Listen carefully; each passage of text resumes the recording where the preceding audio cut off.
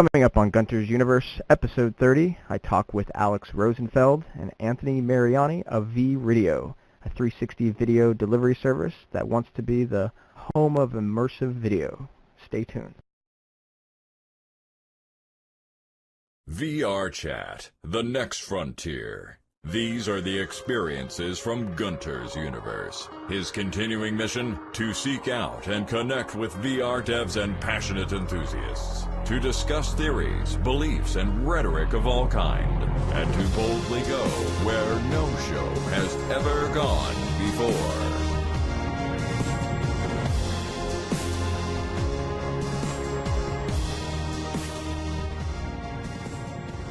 Welcome everybody to Gunters Universe.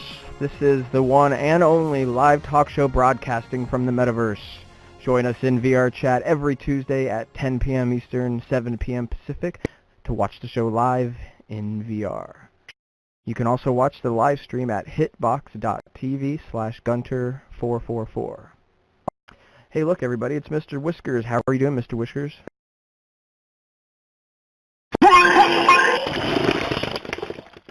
Oh, that's terrible. What did you eat something rotten? What is going on? I haven't heard you like this before.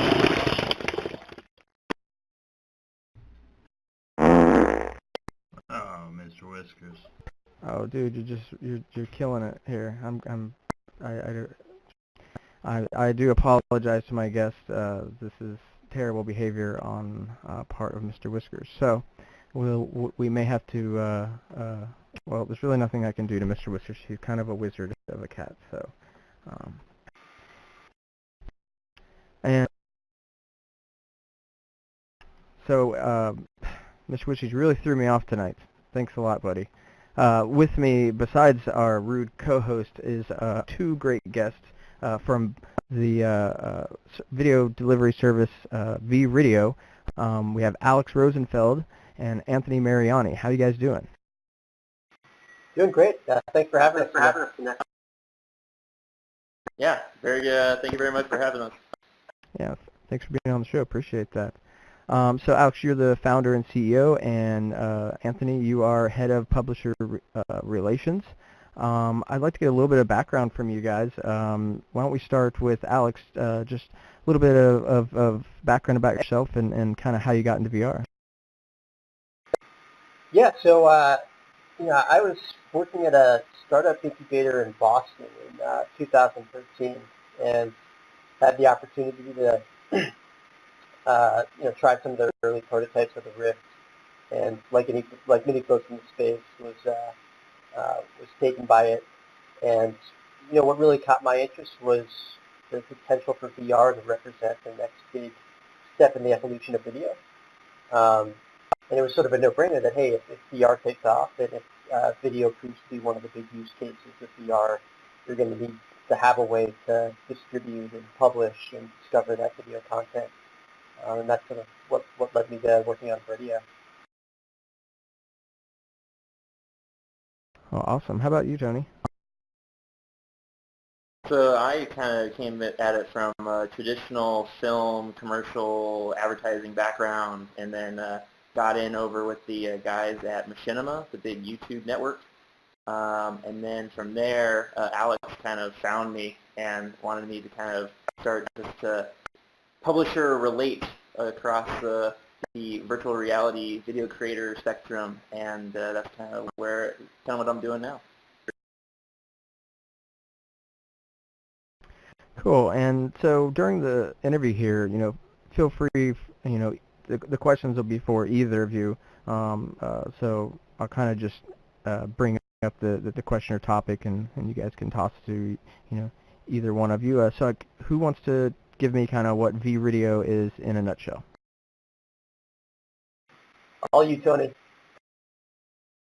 All right. Well, so basically we're, as you said, in your intro, that we're an immersive video distribution platform, and our goal is to provide the content creators in the 360 video space the best way to distribute their content, whether it's through mobile apps, the web, or our kind of focus from here going forward is the virtual reality headsets, whether it's the Oculus Rift, the Gear VR, which we have an application out right now, and eventually the HTC Vive, the Sony Morpheus or PlayStation VR, and pretty much everything else that kind of comes out there.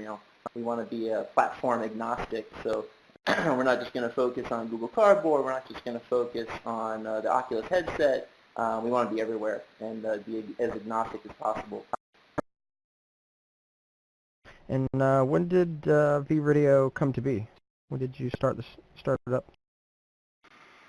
Yeah, so I can take that one. I mentioned before I was working at a startup incubator. We were interested in VR, in particular the video side of VR, and decided to go in full bore and pursue this and try to get what ultimately became VRideo off the ground.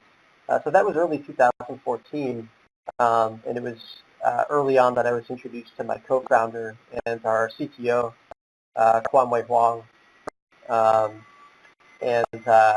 He had been working at a big online video company, Zephyr, at the time. I was still based in Boston. He was in LA, but we decided to partner up. And a few months later, I made the move out to LA. And we started building the team and getting the company going. And I noticed that. Did you just? Am I saying it's not VRideo, but it's actually VRideo?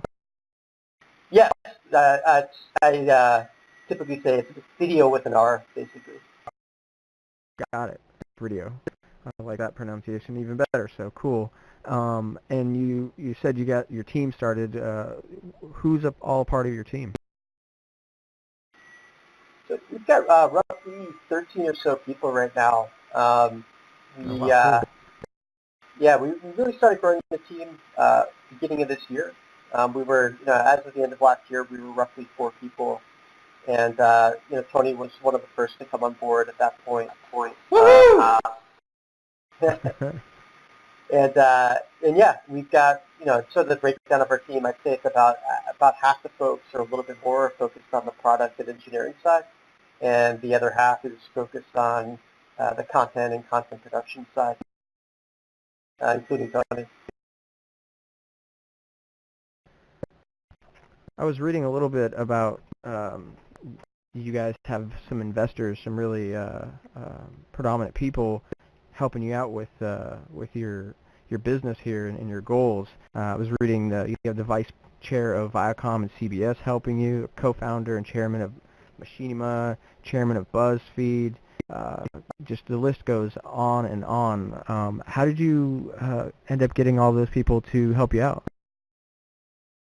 Yeah, when we were fundraising about a year ago, having conversations with a number of different parties, and I think from our experience, the folks who got what we were doing the fastest were folks who had been part of the online video boom of the past 10 years.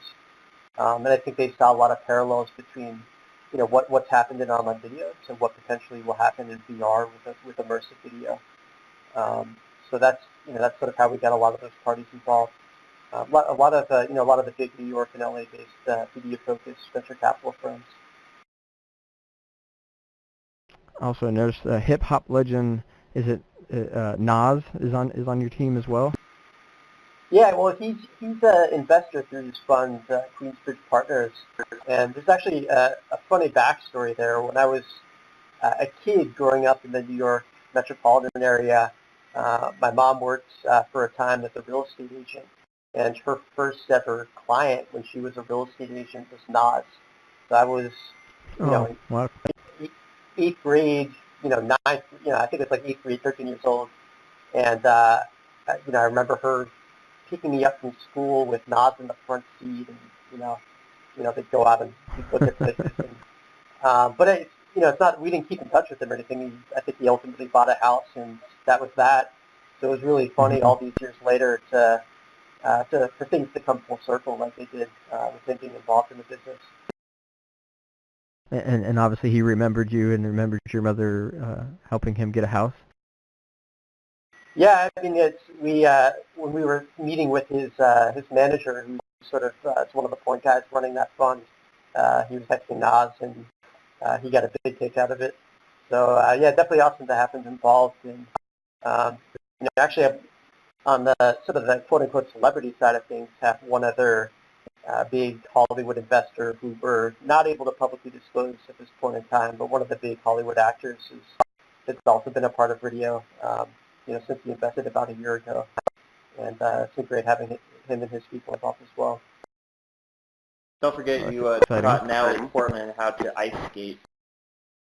Oh, yeah? That has nothing to do with virtual reality, but yeah, when I was a kid, we were my dad and Natalie Portman's dad that were business partners, so I knew her before she sort of did the professional and took off as an actress.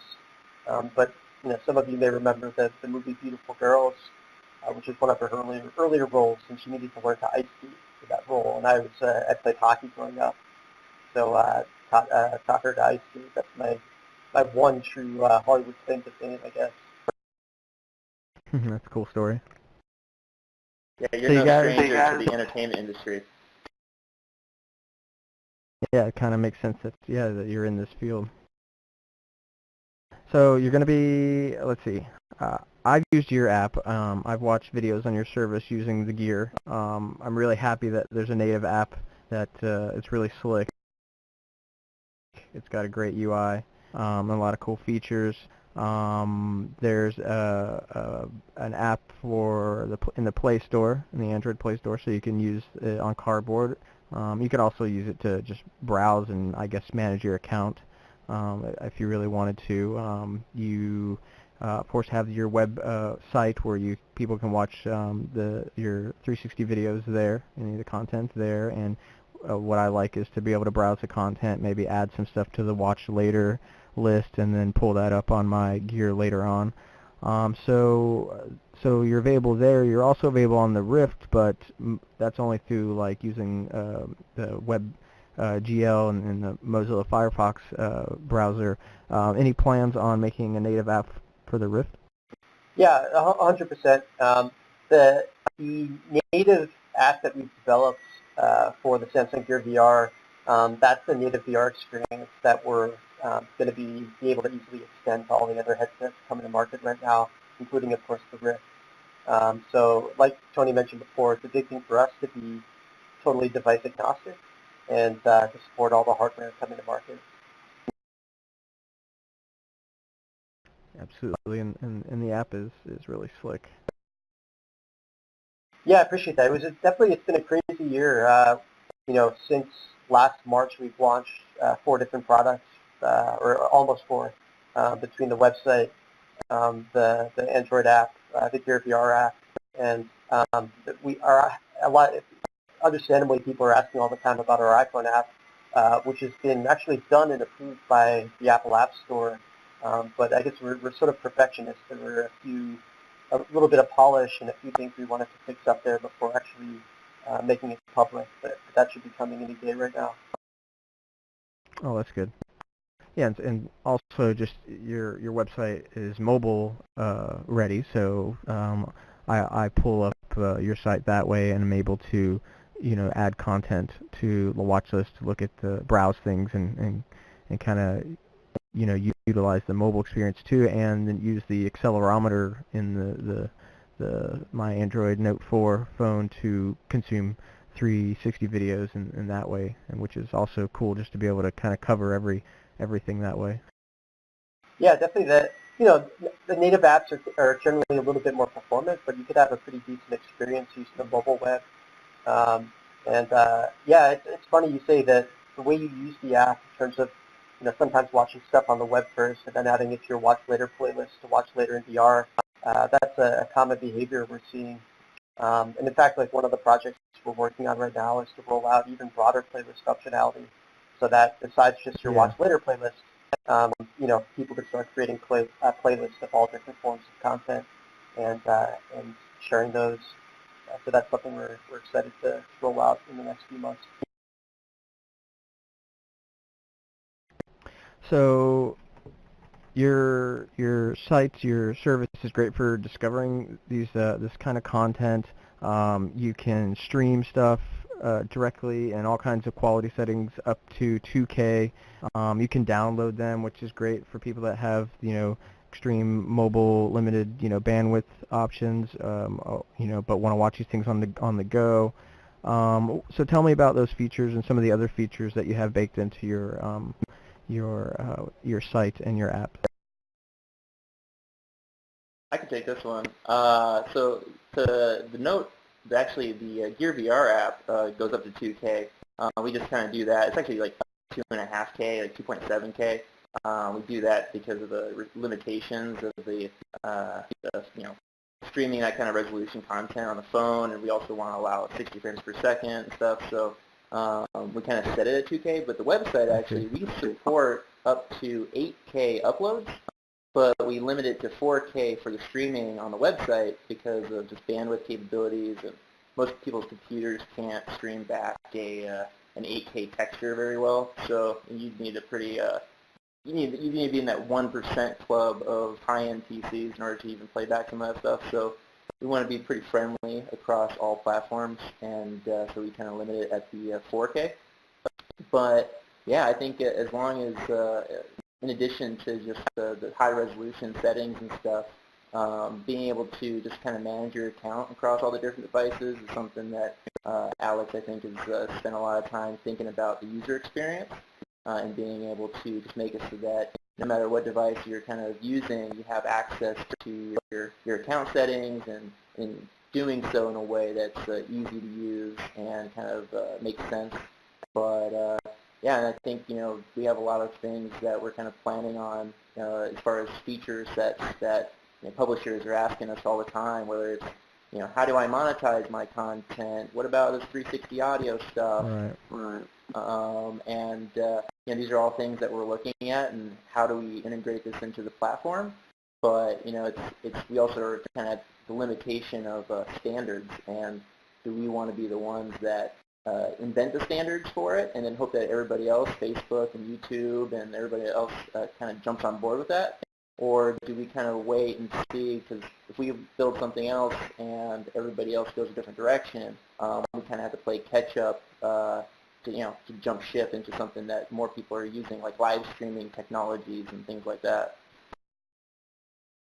And yeah, and you have to watch where you spend all your resources, because everything counts. With 4K streaming, or you have the ability to upload 8K, but I'm sure that's a load on your servers too to be delivering 8K content at this point, where it's not really even practical. So I think it makes sense to kind of keep that at 4K, or keep the scope of some of these features, not necessarily rushing into all of that to see how the market develops, because a lot of these patterns aren't developed yet. So that's definitely interesting. You have other features, the like and dislike options. So those are standard things that we all want to see in these kinds of apps.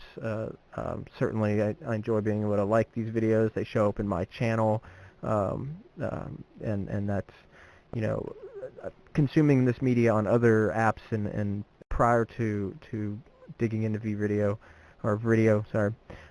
It's been a little difficult, or especially when we had to manually download this content from the site and pull it over to our Note, and not having a native app to do that was really difficult. So I really appreciate all this user experience stuff that you guys are working on, and the options to have all the filters. You have filters that you can sort by relevance and upload date and view count, and see things that are done in the last week or something, or even see things, see just the options of stuff that's in stereoscopic formats. So you guys have obviously put a lot of thought into all of that. Yeah, I think it was definitely the support for stereo for us. That's a must when it comes to VR, and it was.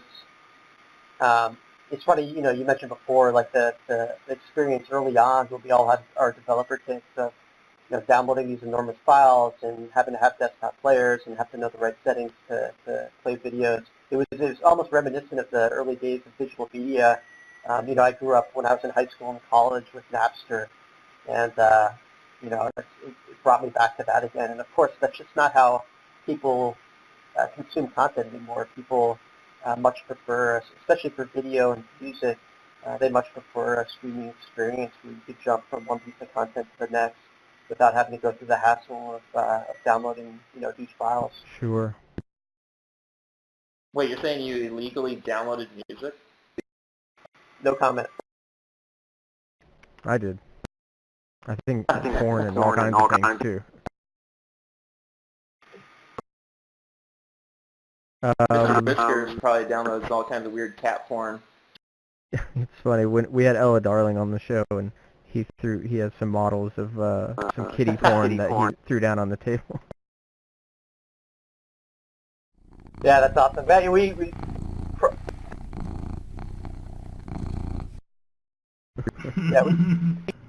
Yeah, we cross paths with Ella from time to time here in LA, and definitely, we're as a platform, we're staying away from adult content. Just it's tough to have to cross that line. You sort of have to choose one or the other.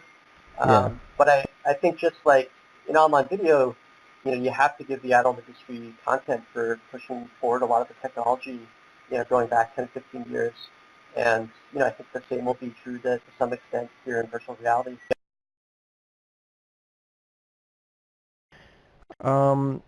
What about adding comments? How would that work inside of your app? Would you be using virtual keyboard? Are you thinking about having that kind of option? Yeah, so if you, in the Gear VR app, if you're signing in or setting up your account, you'll see that we have designed a pretty slick virtual keyboard. And there's definitely the potential there to start using that if we want to add search functionality into the VR app, or if we want to add commenting into the VR app. It's not something we've pursued yet. I think there's just been other features that have been higher priority, but it's something that we definitely have on our list. Yeah, I was thinking about that. It's like right now inside of VR we don't really type much, or it's a little hard to get at, and there is the virtual keyboard, but virtual keyboard certainly aren't going to want to type a couple paragraphs using the virtual keyboard. So it seems like it definitely should be a part of the features, but yeah, how that actually is going to look or function. Like voice to text or something like that. Well, yeah, I was thinking leave a little voice comment, but would people really want to listen to voice comments? And then how rude, some of the voice, like I'm just actual audio recordings, so that's what first came to mind. But yeah, voice to text could be, that would be great. Of course, there's always the challenges there. Let's see. What about motion controls? You were talking about the Vive, and oh yeah, I was thinking maybe Alex was having some trouble there. He just disappeared on us. I was gonna ask him. His head was kind of moving a little more robotish than normal. He was turning into the Exorcist or something. Yeah. Yeah. So we'll pretty much we'll be waiting for him, and then we'll cut this in the recording.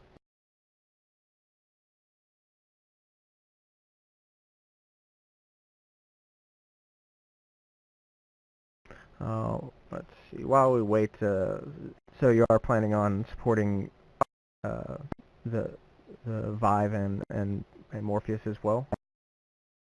Yeah, so I mean, with these headsets obviously have capabilities that go above and beyond kind of what we've already talked about with the Oculus.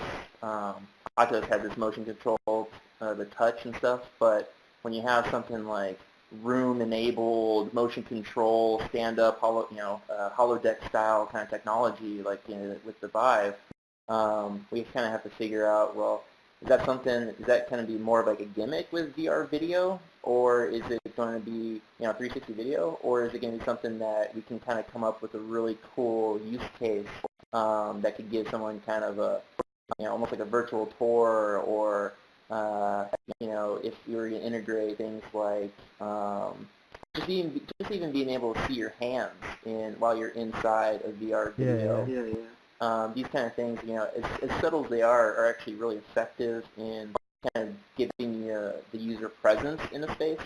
So it's kind of interesting to kind of play around with it and see where we could go with it. So yeah, if you could see your hands, I wonder if you'd want to experiment with using motion controls as a way to control the interface.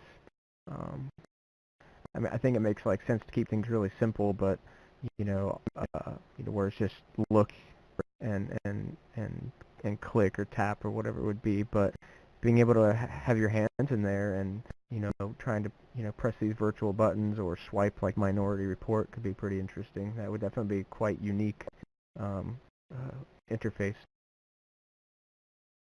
Yeah, I think there's from even just like head tracking, because right now there's no head tracking in VR video, in 360 video.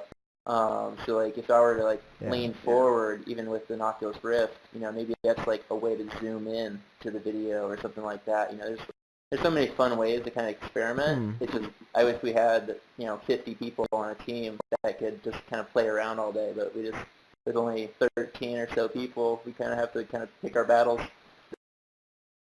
Oh yeah, for sure. I hope Alex is able to make it back in soon. Yeah, not sure what happened. But do you have a favorite piece of content that you've seen on the platform?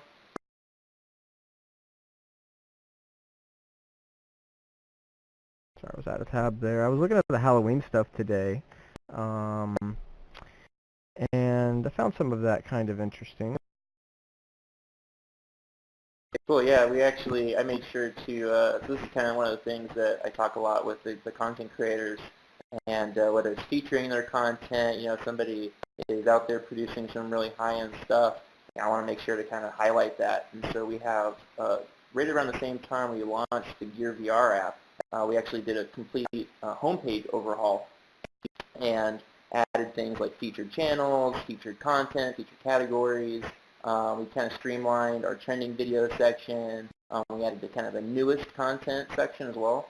But Halloween content was clearly, I'm a big Halloween fan, so I wanted to kind of highlight as much horror content as possible. And so that's actually one of our rotational featured categories. So depending on when you refresh the page, there's a lot of updated Halloween content coming through, and it's based on what's popular. So kind of like historically popular stuff is there at the beginning. But if you kind of cycle through it, you can kind of see some of the more new stuff that's in there. And you can, of course, go browse the entire section and then see all the different pieces of content that are there. Oh, there's Alex. Welcome back, Alex. Hey guys, yeah, my headset knocked out midway through there before, so I'll have to do it continue outside the headset. Okay. Yeah, and if you should be able to hopefully look down at the chair and press E on that, and hopefully it'll put you back in the seat. The tracking's not working at all right now. So yeah, you probably can't actually look down enough at the seat. Yeah, I'm frozen. Maybe just if you want to move your body a little bit closer to the table, and that'll kind of, there you go. And the camera will pick you up and whatnot. And if you want to turn just a little bit to your left, then we'll all look a little more. Oh, like can you rotate with the mouse? Will that turn you to the left? Or there you go. You can look down with the mouse and then press E on the chair. I didn't know if the whole.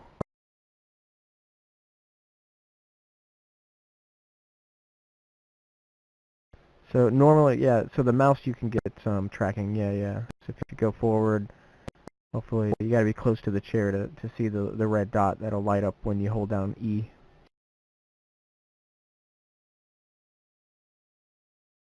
I've played worse video games. Yeah. The early days. It's always There fun. we go. Yeah, using a crappy laptop trackpad. Oh yeah, that's tough. That's real tough. Alright, so yeah, we were talking about some content. Yeah, what is actually some of the most interesting content that you've seen? Most immersive stuff. We were talking about Halloween. That keep talking a little bit about that as well. I mean, for me, it's I think a lot of I was making a joke about, gaming and stuff, but I think the gaming market actually has a huge opportunity to kind of get involved with 360 video, because, you have all these Let's Players and everybody else kind of making gaming content, whether it's on live streaming or on YouTube or whatever. But I think if you're able to kind of figure out a way to record that in 360 and go around and play, Grand Theft Auto in 360 video, and just have kind of a camera for like spectator mode, and being able to follow that person around in 360 and see the cop car coming up behind them or whatever, I think that's, really kind of just a lot of fun to kind of just goof around with this person in the sandbox environment, and follow them around doing so. But, that also goes back to horror as well, because if I'm watching someone play Resident Evil and, you're floating, the camera's floating right above their shoulder, and you're seeing them shoot stuff in front of them, but then you actually, as an observer, can turn around and look behind them, and they don't know that this, monster is coming after them, the zombie or whatever. That's a really cool thing, because you could be, kind of freaking out because they don't know it's coming, but you do. And I think that could be a lot of fun. But as far as, the stuff I've seen that's already out there, I think a lot of the animation stuff, on our site, there's a animated short film called Jack of All Trades, and it's not stereoscopic, but it's still a lot of fun to watch and just kind of be stationary while this kind of cartoon is kind of happening around you. And that's actually kind of probably one of my favorites, because it's kind of cute but a little bit dark humor. So that's pretty cool. Cool, I'll check that out. Yeah, I haven't checked out the animation stuff yet. So, but I certainly think about this. I mean, so you have that machinima background, so that makes sense. Some of the comments that you said there about being able to record 360 in these games, and that's a dream of mine here, is to be able to record this show in 360. We can take panos right now. We can basically issue a command and take a 360 panorama, and it's automatically you can have it downloaded to your local machine, or it can push up to VArchive, which is a service that hosts 360 photos. And that's really awesome. I love being able to take moments from the shows or throughout all the crazy adventures we have here in VR Chat. But being able to actually record this video, I mean, we're doing it in a stream right now. We're recording it into a 2D traditional video via a virtual camera system, which is really cool. But I'd love to have the camera right there in the middle of this table and just taking the whole scene in, and people being able to attend the show later, basically, via you guys' app or wherever that would be.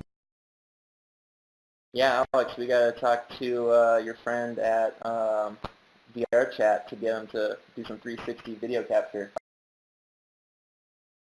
Well, VR Chat friends are my friends, so I work for VR Chat with Jesse and Graham, so they definitely know this is something that we want.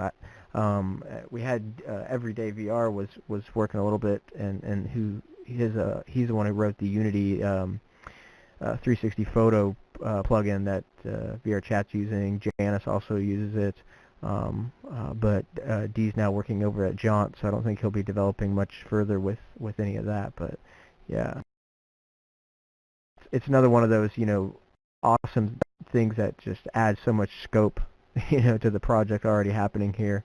So I don't know if we'll be seeing that anytime soon, but if somebody else just in the Unity space, makes this happen, that we can just incorporate it in VR Chat, that would be pretty rocking. And then it could, of course, be incorporated in all kinds of other Unity games, and that would be beneficial to all of us here.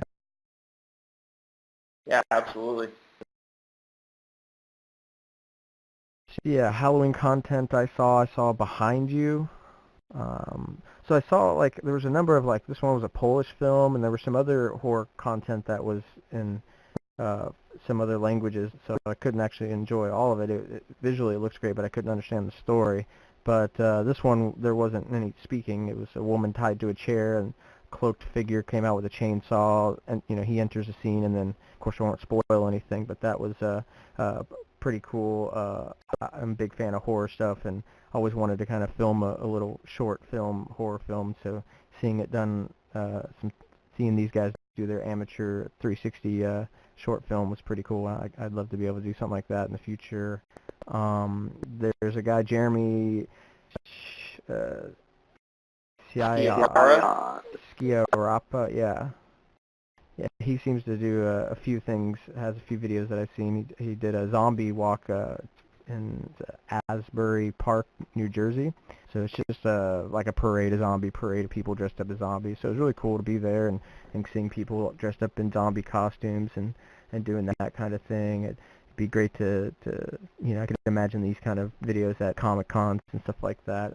Would be really cool. Yeah, he actually just uploaded kind of a cool, I don't know if you've ever seen The Strangers, but or like Your Next, but he actually just uploaded a kind of a 360 horror video about being like alone in your house and like unlocking the front door, and then kind of like a stranger's kind of masked figure comes in and kind of I don't want to spoil anything obviously like you said, but it's pretty cool, and you're kind of following the action, looking around. You're there in the kitchen, like watching this all happen. It's pretty awesome, actually. Definitely worth checking out. Yeah, I did see that. I think that was the first horror video I saw, and it's called "Lock Your Doors." So it's really cool. It's always a good tip. Yeah, I think most of us do that. And a few others like Get Out was really interesting. You're in a living room, sitting on a couch. You see the TV turn to a video of that room you're in, and somebody is sitting on the couch. Of course, it's not you. It's just a video of somebody else, but it's actually hard to tell. So it feels like that's you, and then a sort of scary, insane-looking woman, like The Ring, walks into the scene that you're watching on the video, but you look around in the scene that you're in and you don't see her, and then I won't spoil anything from there. But I thought that was pretty clever. You keep staring at this TV screen to see what's going on in the room you're in. Until the kind of climax at the end there. Yes. If there was like one feature that you thought would like really like take VRideo to the next level, now that we're kind of starting to see all the 360 video players that are kind of coming out there, and everybody kind of has their own kind of feature sets, what do you think would set VRideo apart from the rest of the community?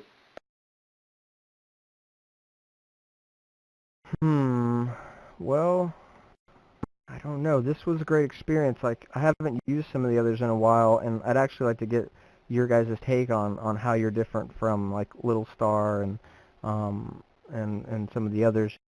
So for me, this has been the best. So I mean, you guys are doing what I want. I have my channel, my account. I can download or stream. I'm not limited where it says, oh, well, you're on a mobile plan. Sorry, you need to hook up to Wi-Fi. Like I've had that happen on previous things, and that about kills me. Because that's, I actually I have an unlimited data plan. I live in an RV. So right now I'm doing all the show from my mobile Verizon connection, and that's all I have. So I never have Wi-Fi, so I've gotten screwed in the past with not being able to see a lot of content. So yeah, for me, you're doing it all. Something like comments and like playlists, like we were already basically talking about these things. Those would be, just things that we're familiar with YouTube, of course. But you have the mobile app or your mobile website. You pretty much have everything that I'm wanting right now. Well,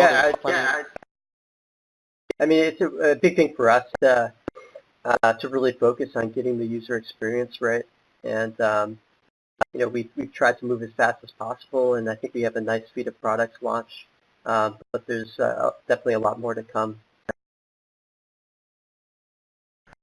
I think I noticed that your Google Play app did not have the mark watch later option.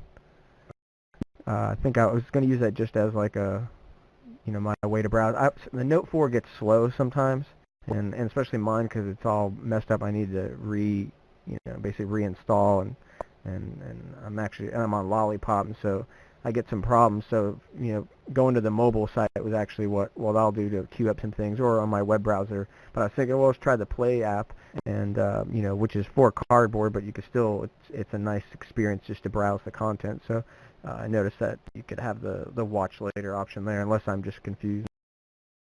Yeah, so there's the watch later functionality is in both the Android app and the forthcoming iPhone app. All you need to do is when you see video thumbnails, swipe them to the left a little bit, and you'll see the watch later button revealed. Okay. So I guess that wasn't intuitive, and it's not the pattern I see on all the other. Not in the native app, not on the mobile, not on the website desktop mode. So that would be some feedback, is that maybe I'm a little getting old and don't realize I keep forgetting I can swipe left and right on things like that. Yeah, no, it's definitely good feedback. One of the things we do is that when you launch the app the first, call it like 5 times, the thumbnails actually are supposed to bounce so that you can see that the watch later button's hidden behind them. But that maybe that functionality might not be working, or it may not be doing the trick of making people aware that the watch later functionality is there. So yeah, that's definitely something we'll have to take a closer look at.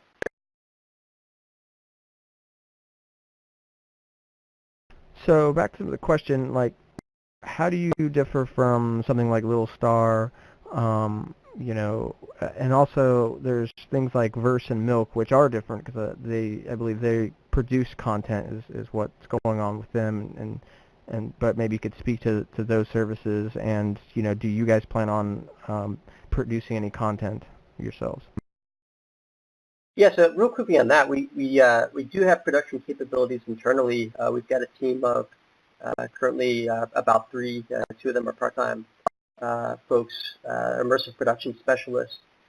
So when folks come to us, content creators, media companies, brands, entertainers, and they want to get started with VR, we have the capabilities internally to walk them through that process.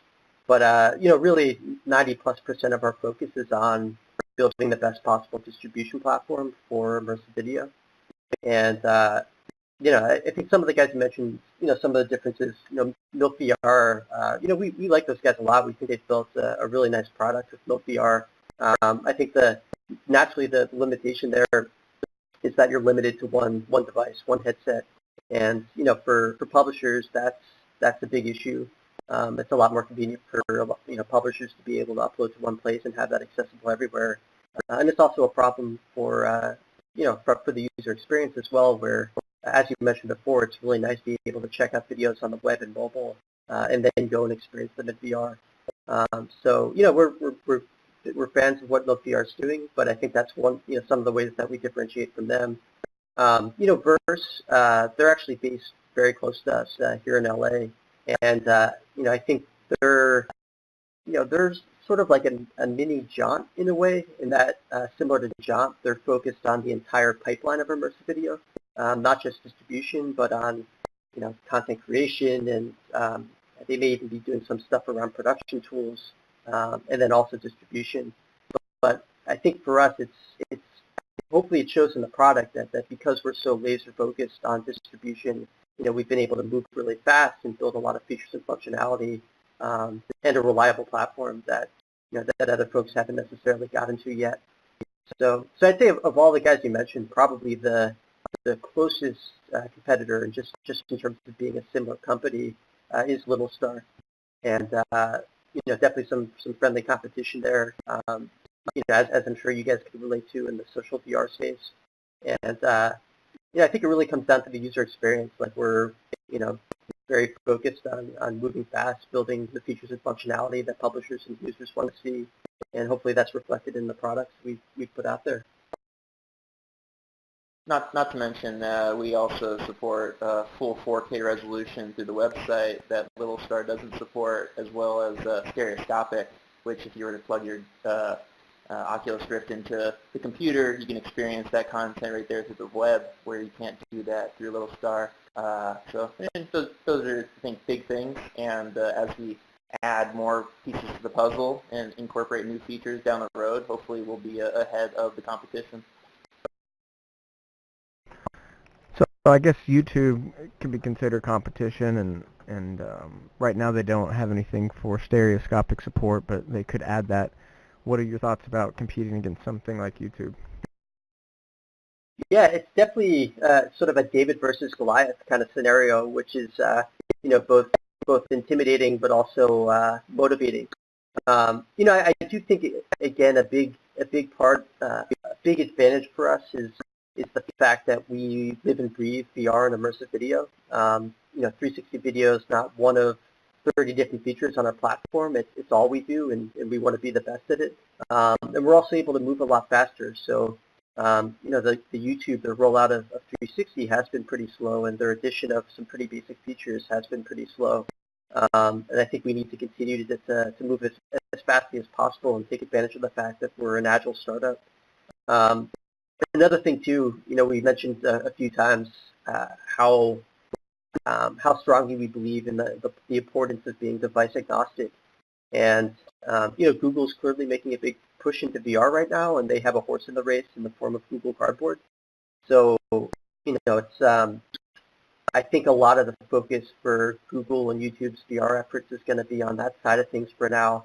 And clearly, and I think this came out in Oculus Connect, there's no love lost between Facebook and Google. And, I'm not expecting to see YouTube 360 on the Rift or Gear VR anytime soon.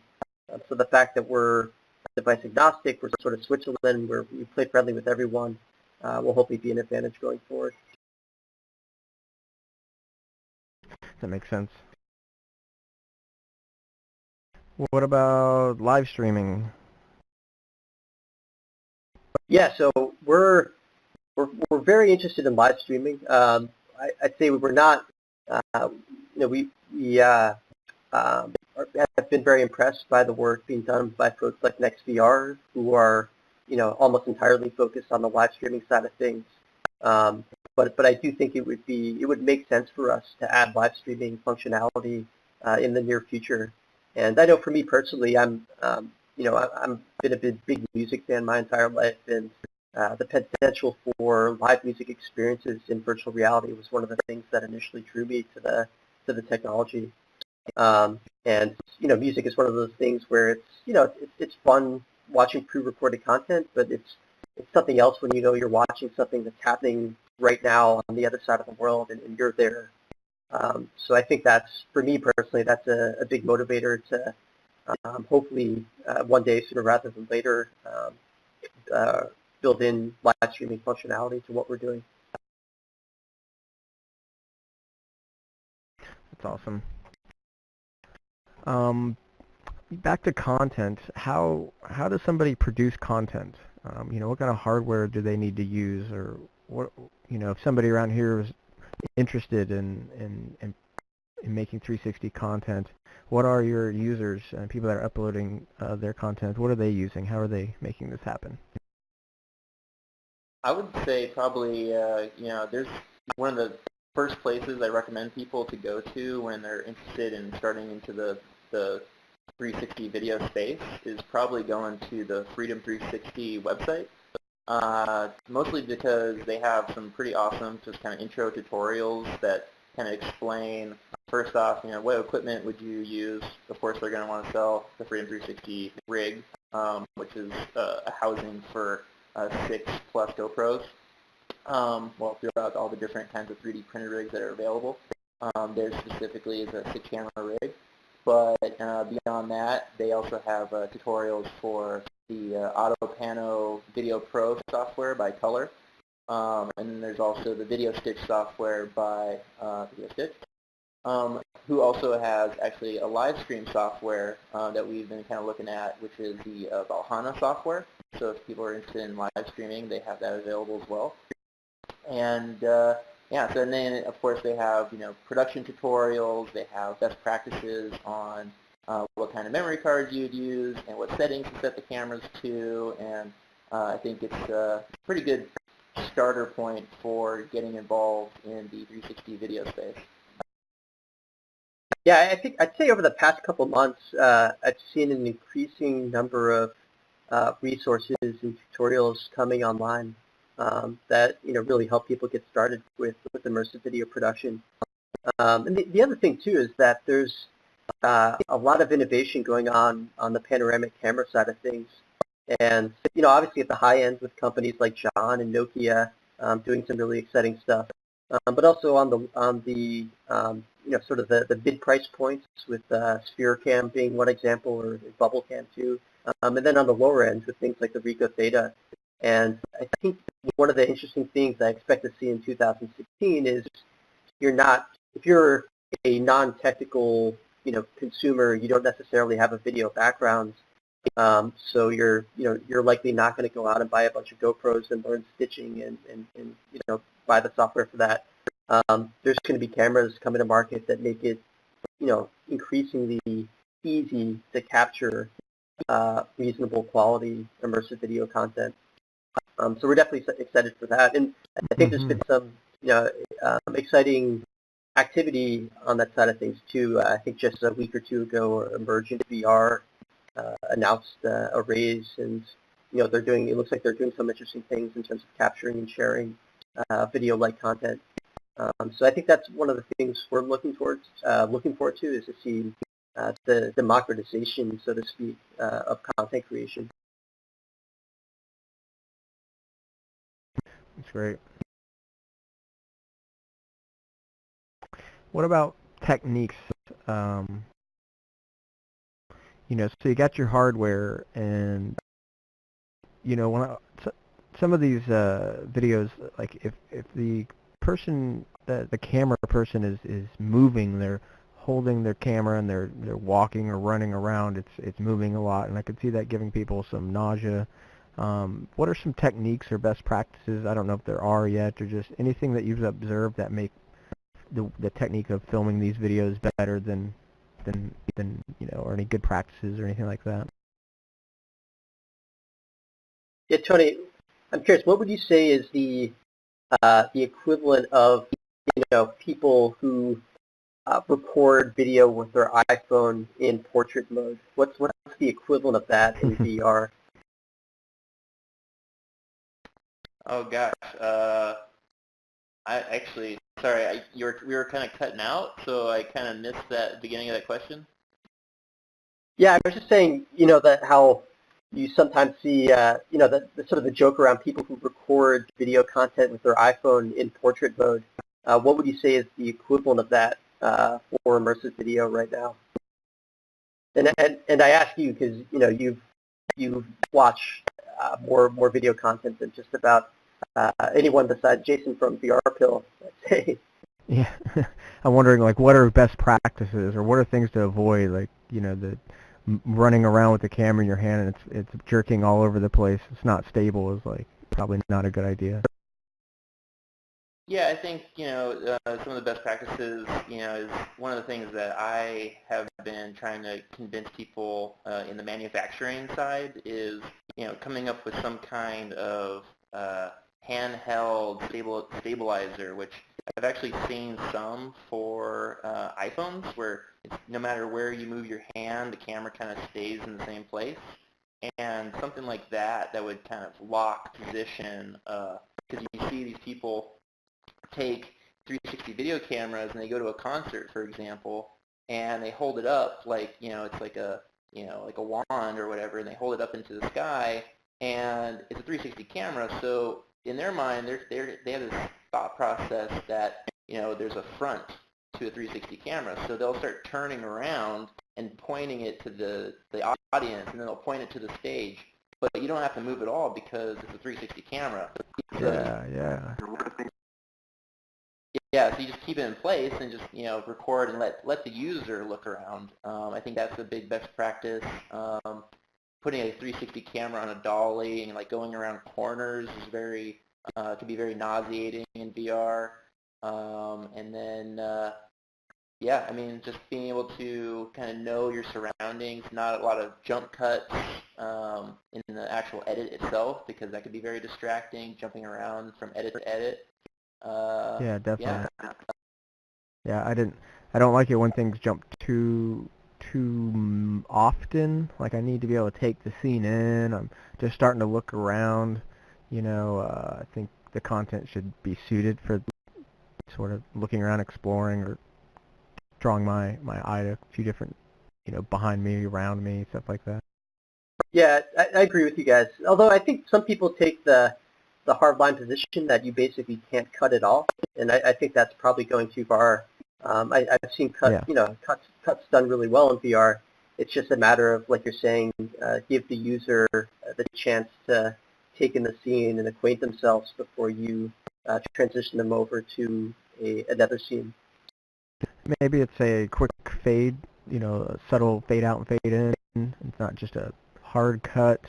And maybe, like your position in your next scene, like if you're right up next to something like a wall, you may be looking directly at that wall and just be like, wow, this wall is immediately now just appeared before me, right in front of me, and it's just a little bit much. Yeah, for sure.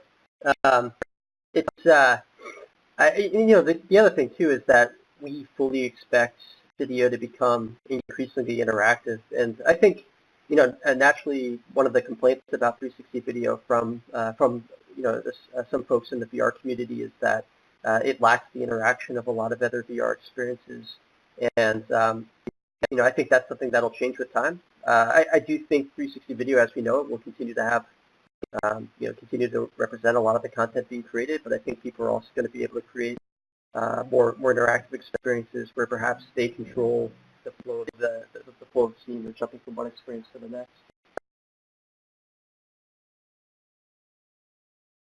Oh, we lost Tony. I see people dropping here all over the place, actually. What's that? It's actually Tony's battery died, so his is unrelated. Do we expect him to make it back, or is it going to be probably? No, he's I think he may have a. He's got his MacBook Pro. Unfortunately, I think I don't have the right charger for him, so he might be out for the count.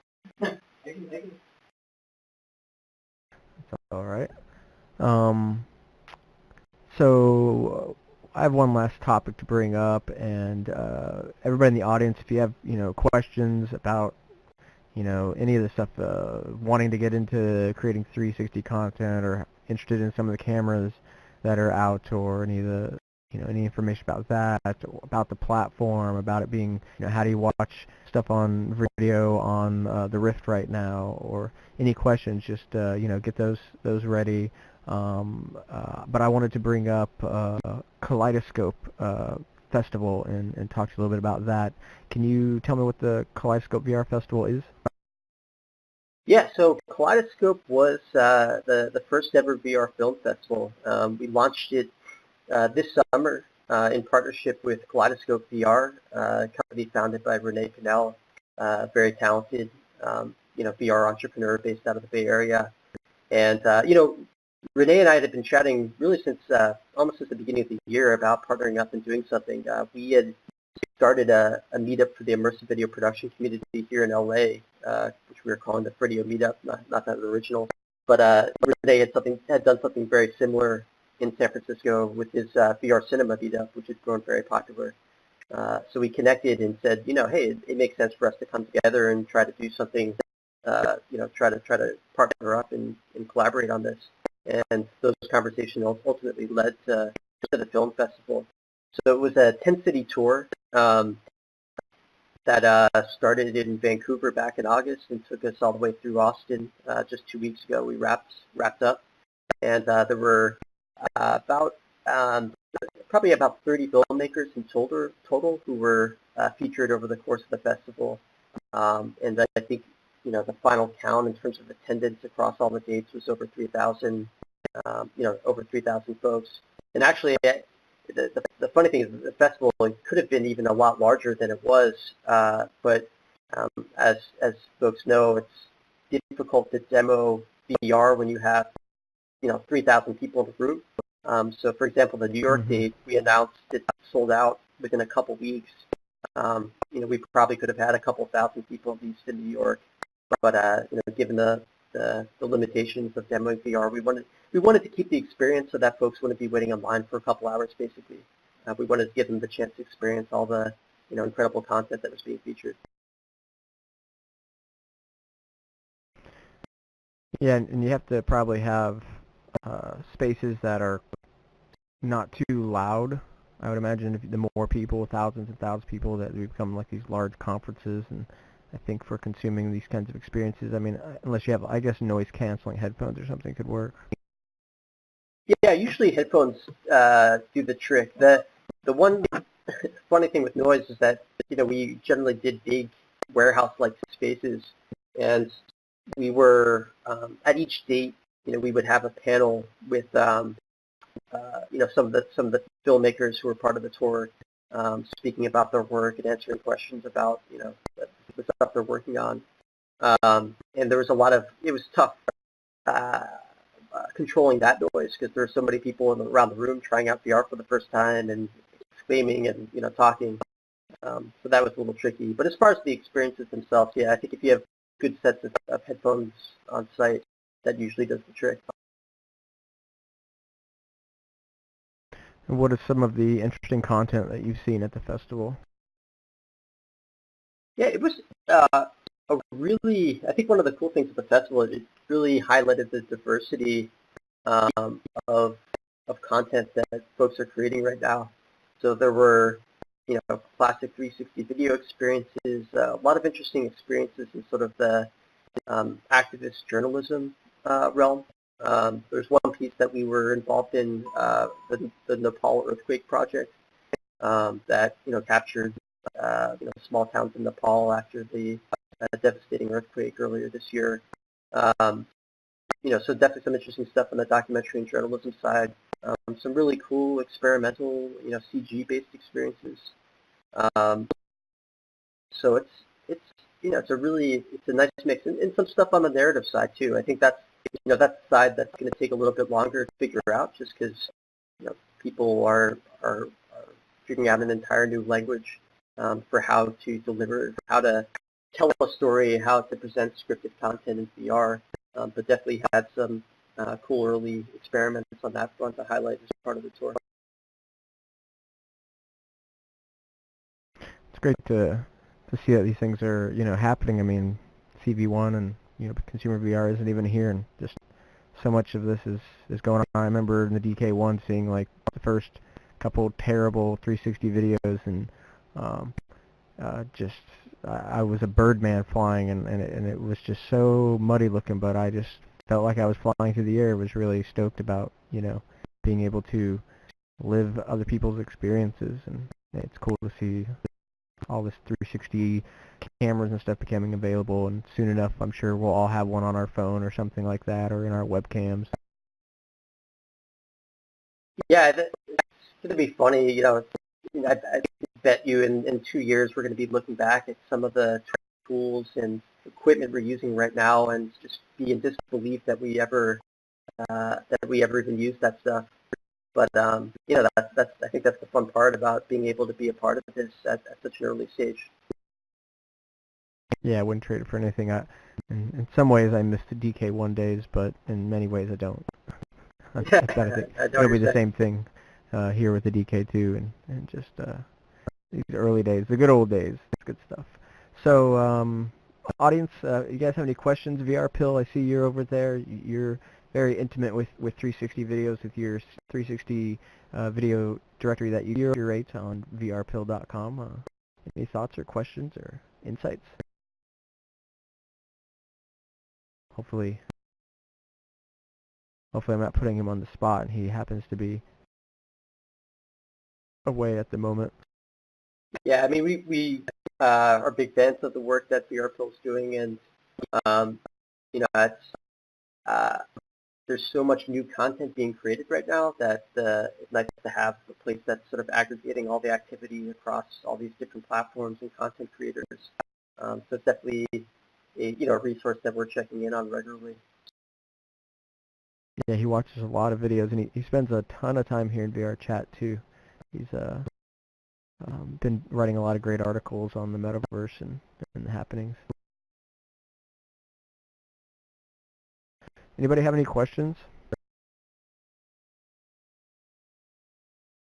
Is everybody exhausted from all their Halloween costume building that I'm sure everybody's been up to this week? No, I've got a question. Yeah, your name's Guess, but what's your real name? Real name's Jenna. Run a small VR column just on a local university campus we got here at Cambridge in the UK. And we've been dabbling a lot with the 360 camera tech that we've got available, which is pretty rudimentary, but it's been pretty fun. I've got one question. Where do you see the interfacing? Because of course 360 content, which is fantastic, and with the resolutions increasing and so on, where do you think interfacing is going to go? Because of course when you're interacting with 360 content to a degree, because a lot of it's passive, but there's going to be a point where interaction is required, say on a keyboard level. How the hell does anyone see a keyboard? Any thoughts on that? Well, as far as video content goes, first of all, I'm with you. I'm excited about the possibility for interactivity within video. I don't necessarily think it's going to be too reliant on the keyboard. I think the interactivity is going to perhaps be subtle at first. So a good example for those folks who've experienced Henry, the short film to come out of the Oculus Story Studio. There's interactivity, but it's very subtle. It's sort of if you look in his direction, he looks back to you, that kind of thing. So I think that's going to be the starting point for interactivity. I'm sure people will eventually take it in directions that perhaps rely on more input, including the keyboard, but I don't think that's necessarily going to be the starting point. I was wondering perhaps if it was mandatory at that point to introduce some form of integration of voice recognition, so that voice type. Of course, we can communicate, but at some point there's going to be interfacing with people on different devices, whereby text chat is going to be necessary. So maybe some kind of switch into voice recognition for text to speech and so on. Yeah, we sort of brought that up. I was talking about comment system, and comments is not something currently built into VRideo, and how would we type? Of course, we could have virtual keyboards, but that's a bit cumbersome. We can't really access our keyboards at this point, and people won't be really relying on that. So voice to text, or the first thing that came to my mind was like, would you actually leave like a audio recording, like a voicemail? Nobody's going to do that, but it's just things that were popping up in my head on how would people leave their comments and whatnot. But what are your thoughts? Yeah, I think voice recognition is one of those things that for a long time has seemed like it's always on the verge of being ready for prime time, but has never gotten quite there. And I think anyone who I guess there's some people out there who are pretty regular users of Siri and Google Now, but I know there's probably a lot more people who find that to be a frustrating Right. and inferior experience. Voice recognition, I think, has the potential to be huge. Like you're saying, for things like commenting is one example. I think probably for the video user experience, the biggest thing is just making search easier within VR. If we could get voice recognition figured out there, that'd be great. And I do think, I'm pretty sure, I think that one of the early versions of Milk VR, and maybe it still has it, I think had voice recognition integrated. And, I remember playing around with it a little bit, and, not a criticism of Milk VR, but just a criticism of voice recognition in general. It didn't work particularly great. But when that gets figured out, I think that'll be a huge help. Yeah, I think that's something that is probably being worked on and will be very helpful for VR in general, for all time, just being an input method. And something that's coming to mind is is Oculus Touch and the Vive controllers, which I'm not sure if you would consider using those or having those built into your interface. It definitely would add scope, and it wouldn't really be translatable to other platforms that didn't have your hands in there. But if you can see your hands, maybe as you talk, you see, you know, the words pop up as big as maybe we see them in the name tags that are floating over our heads right now. And if you mess up on a word, you just kind of flick it out of there and just like, get out of here, that I messed that word up. And just combination of your hands plus your voice, like words coming right out of your mouth, and you can move them like they're blocks and things in front of you with your hands, could be something that's interesting. That's going to make for some incredible neck exercises, I think, for most people. If CV1 is any lighter than the DK2 I'm currently using, then I suppose not too bad. But wow, the neck muscle you need to do the flicking, that could be pretty interesting. Oh no, I mean with the Oculus Touch controller, so your hands in there, gloves. Sorry, and I would go out and grab. Yeah, just grab the word or grab the letter, flick the letter, grab the whole word. It just goes away. You know, just now because the string of characters can be very large. You know, so you can really like on a phone it's pretty small, and you'd have to like interrupt the middle of a word to kind of retype a letter or two. Is, you know, it's hard to get that cursor in there. I feel like I could grab and manipulate letters and words maybe pretty easily in VR here. So something that sprung to mind just now. I could imagine the realization of most domestic places and offices. We currently have the booth with the monitor, desk, keyboard, but how quickly that'll be realized into something quite different with a perimeter, so that when you're thrusting your arms out in front of you, you're not punching the guy next to you on the desk. Yeah. And if we're using our voice, well, I guess we talk all the time on our phones, so that, but I was thinking if we're shouting at our computers, you know, that could be maybe disruptive. But then again, we're on our phones. I don't know. Yeah. Any other questions, audience? This has been great. I really appreciate you guys' time. Yeah, Alex, tell us, you know, all the kind of stuff you want to plug, where we can find VRideo and anything else, Twitter pages and anything like that. Yeah, we've got, you know, all our accounts set up. You know, we're pretty active on Twitter, and you know, try to draw people's attention to some of the great content that folks are uploading to the site. So you can check us out at Twitter. Our Twitter handle is just VRideo. One thing I would definitely highly recommend, our daily or weekly newsletter you can sign up for. Just go to vrideo.com/newsletter, and on a daily or weekly basis, depending on what your settings are, we send out sort of the latest and greatest videos that folks are uploading.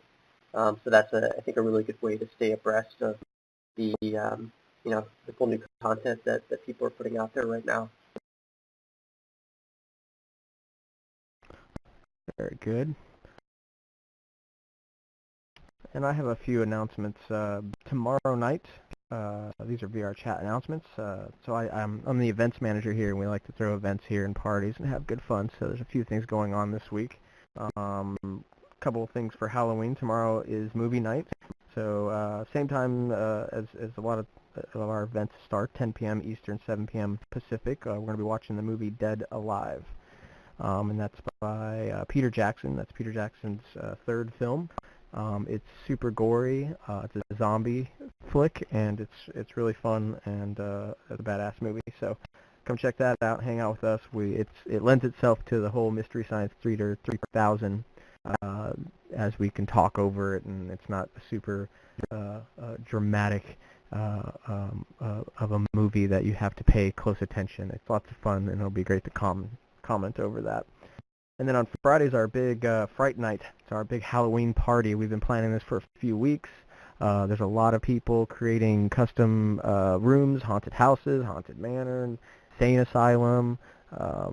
Just really great stuff. Five Night Freddy's sort of experience. Tons of Halloween avatars. Should be a lot of people showing up for that. That's also at 10 p.m. Eastern, 7 p.m. Pacific. That'll run for hours. So, you know, there'll be plenty of time to join us for that, and that's just really exciting. And I also, we have our Sunday meetup. That's Sunday at 6 p.m. Eastern, 3 p.m. Pacific, so a little bit earlier because it's a Sunday. We've been doing this for over a year. just come out and hang out with us and see what VR Chat's all about, have some cool discussions with like-minded folks, and go run around VR Chat with us and check out new content that's being created every week by our great community. And it's a big help if you guys can go and leave comments on the Reddit post. Just, let me know how you feel about the show, what you think, what you like, what you don't like. It's a good way, easy way to support what's going on here. And next week, the guest is Tipatat. He's a VR investor and much more. He'll be on the show. I'll be talking with him, so I'm looking forward to that. And thanks, awesome. Sal. We're friends with Tipatat, and he's involved in a lot of different areas of VR, but including 360 video. So, great guest. We'll have to tune in for that. Yeah, definitely. I'm looking forward to it. Yeah, come back and be in the audience. It would be, always love having people here on set, people to be around to ask questions, party afterwards, and it's just, it's the way to experience the show for sure, is to be here in person. But of course, it's always streamed and it's recorded and put up on the YouTube channel for viewing later, and that's all good stuff. So yeah, thanks everybody. Thanks Alex, and thanks Tony, who isn't actually here right now, but made it through most of the show. Tony is currently tweeting about the show, so he's still here in the spirit. Oh, that's awesome. Love the tweets. Also want to thank Kenny, that's running the camera system. Thank Dark Akuma, who builds the set here and puts in all kinds of great features, such as the camera system and the chair lighting up behind me when I talk and all that good stuff. And just big thanks to the VR Chat community. Just got a lot of great friends here. They're always being very helpful, supportive, and we're always welcoming more people. And thanks for everybody that's watching. And have a great rest of your week, and see you next Tuesday. Happy Halloween, and take care.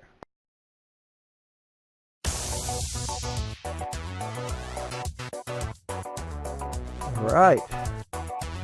Thanks, Alex. Yeah, thanks a lot for having me. It's a lot of fun. Stretch my legs now. Thanks, Mr. Whiskers.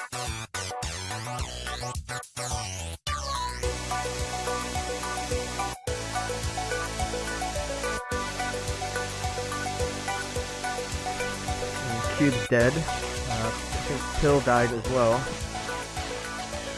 What's up, Matt? Spooky. How much? How are you?